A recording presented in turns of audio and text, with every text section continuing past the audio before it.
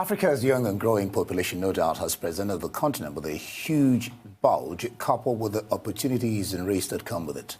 Well, according to reports, African countries characterized by dominant trends, significant improvement, rapid technology development and innovation, and a growing population are on the rise. Well, joining us now to discuss youth innovation in Africa and how to harness the possibilities of Africa's youth in the transformation of the continent is Bada Akintunde Johnson, Country Manager, ViacomsCBS Networks Africa. Bada, glad to have you join us.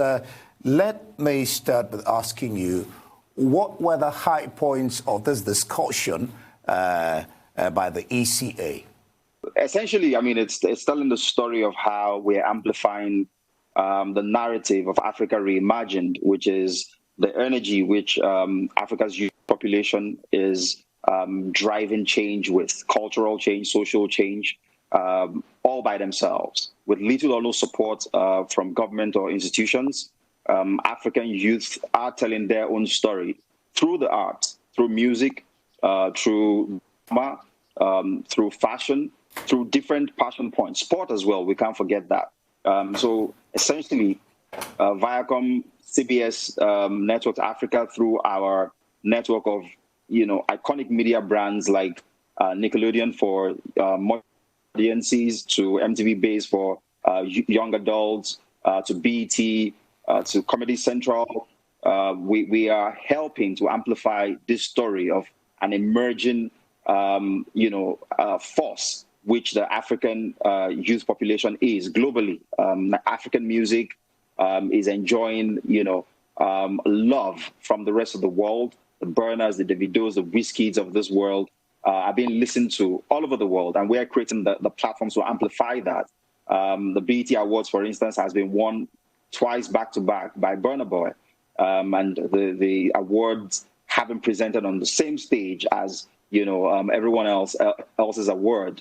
Unlike previous years, Davido has gone up to that stage to tell the rest of the world to disabuse their minds towards Africa and come down here, experience Africa, eat our food, wear our clothes, interact with culture, and begin to learn about the new Africa, and change those mindsets that had been formed over time with the negative portrayals that have dominated news media particularly. So we're sitting at the forefront of amplifying these stories that African young people, the youth population of Africa, the stories that they are creating on a day-to-day basis, the story of defiance. Let me come in there.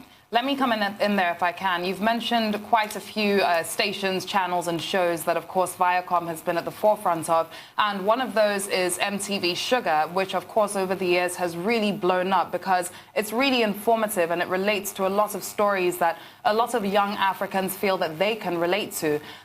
What led to the creation of this show years ago? Where do you and Viacom see this show going? Can we expect more content like this? Great question. I think fundamentally we've got to understand that we recognize the peculiarity of Africa as a continent, predominantly youth, obviously, and of course, home to some of the challenges that maybe are not unique but are more prevalent around here.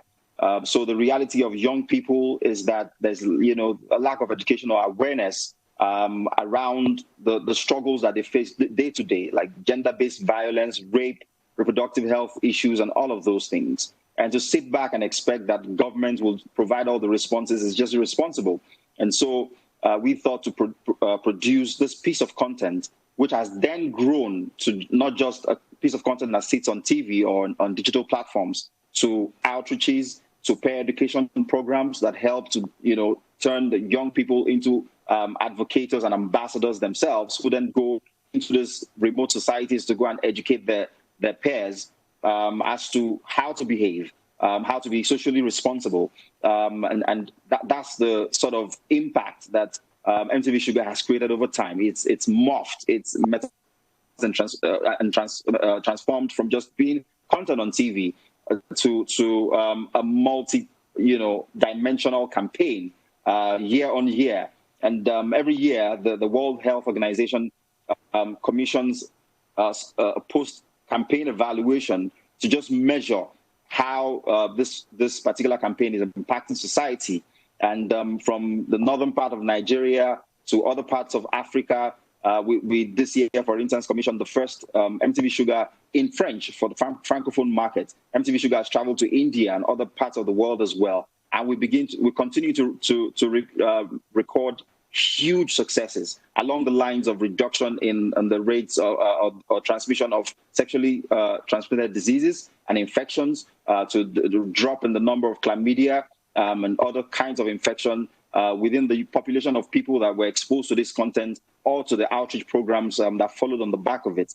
Where is it going? Yes, I've already said how it's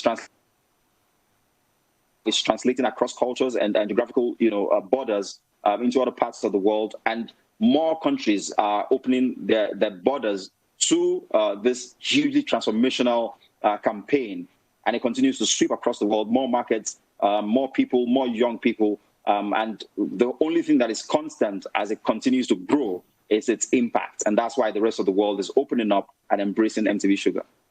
All right, Bada.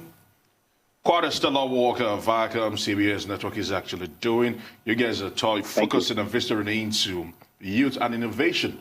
But looking at it introspectively, you find out that there is a massive brain drain that is actually going on, that literally, when we talk about innovation and what we see with youths on the continent, we are literally left with the rest. Meanwhile, the very best are being shipped out there. What can be done? First of all, how can we stop that tide, and what can be done to ensure that we're not just stuck with the rest, but actually have the best help develop Africa? Brilliant question. I think that if there's anything that the entertainment space has done over the years, it's to work in reverse of how other spaces are working. What do I mean by that? Whereas the best of the brain in medicine and in other areas are getting, sucked out of the continent abroad because of better working conditions and all of those, we're actually doing a great job at bringing back, the best entertainers from parts. These are guys who were in America. Fowles, the bad guy who, had gone to study abroad and could have stayed back. NATO C became the MC, with the only MC with an MSc. His MSc was abroad. He could have stayed back and just continued working there. But he came back home. And, there are so many examples of African, young Africans who were abroad and had to come back here because it all goes down from an entertainment standpoint. The story of, African young people breaking out, caught in the attention of the world through music, through fashion, through movies has been well told. And the young African who has talent across these areas living abroad knows that the place to be to give their talents the best chance for expression and commercialization, maybe even, is to come here and to do it here. And to support that, we're amplifying that story. We're telling that story. The Mr. Easy's of this world, the Davidos of this world. Davido grew up in Atlanta, but he's back here doing the business from here.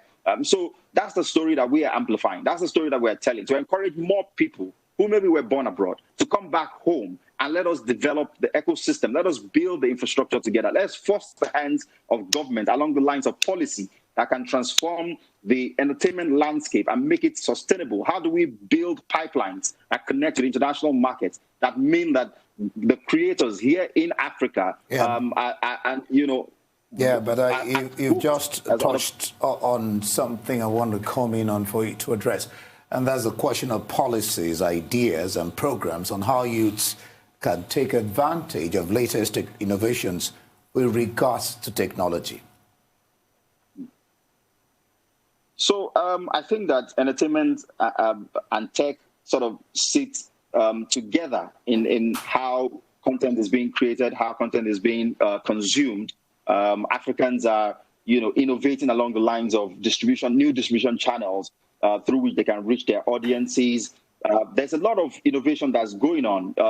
In the past 2 years, for instance, Mark Zuckerberg has been down here to see the tech hub in Yaba, and the young creators that are there, and the dynamism of their work. Some of the world's best programmers are sitting right here in Africa and doing some of the best work. So, there has to be an intersection where entertainment, media, and tech meet and cause such great impact as to force the hands of policy shapers, policy makers, to give these sectors the support, the institutional support, the structural support that is required. We require, funding. Are there grants that the government, can create to ensure that young creators can have the monies required to develop their inventions or their innovations into tangible, products and services that the rest of the world can take advantage of? Are there, loans, single-digit loans that corporate commercial banks are willing to afford these young people?